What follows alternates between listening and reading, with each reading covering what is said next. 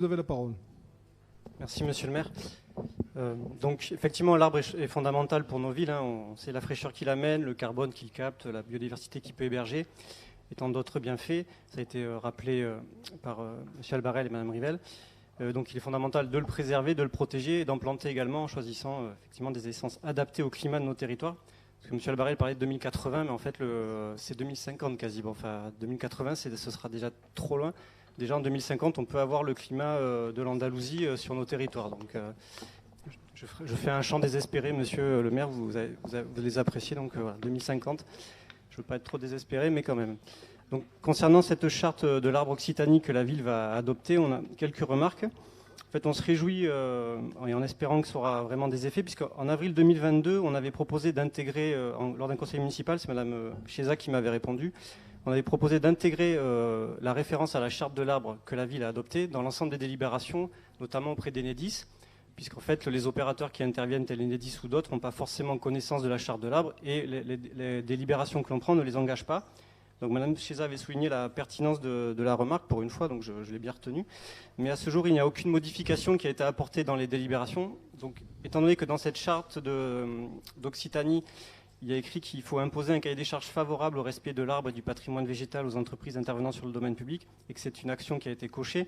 J'espère que du coup, maintenant, il y aura dans les délibérations et les cahiers des charges d'Enedis et d'autres opérateurs cette référence à la charte de l'arbre et aux objectifs de la charte de l'arbre. Toujours dans cette charte de l'arbre, il est donc proposé de constituer un groupe de travail.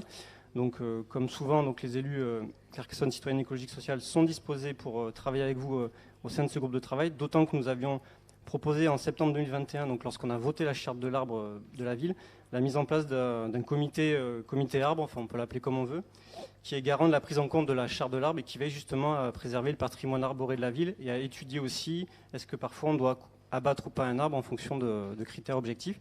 Donc on n'avait pas eu trop de réponse à ce moment-là. Là, c'est une des actions qui est cochée, donc j'espère que ce sera également mis en place.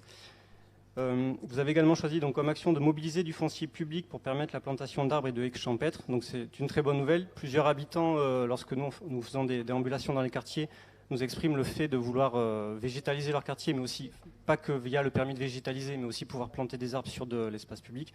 Il y a le quartier du Belvédère au-dessus de la Comte, au quartier du Viguier, enfin d'autres endroits. J'ai pu parfois le relayer auprès de M. Albarel et de Mme Chiesa. Donc ce sera, espérons-le, un bon moyen de répondre à ces demandes-là. Une question justement sur Mme Rivelle l'a dit, sur le fait que vous n'ayez pas coché le fait d'inscrire la collectivité dans des programmes de plantation d'arbres et de haies champêtres comme le plan arbre carbone. En fait, je m'en étonne parce que je pense que si la ville s'inscrit dans ce genre de programme, ça peut amener des cofinancements dans le cadre d'opérations de la ville.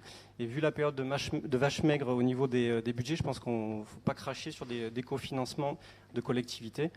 Donc voilà, je pense qu'il faudra peut-être cocher cette case.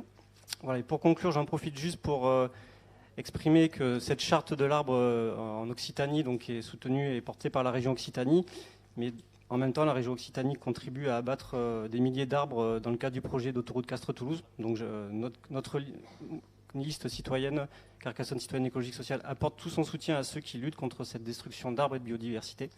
Voilà. On peut signer des chartes de l'arbre ou en élaborer, mais de l'autre côté, parfois, il y a les actes et les discours. Merci. Merci Albarel, vous voulez répondre ?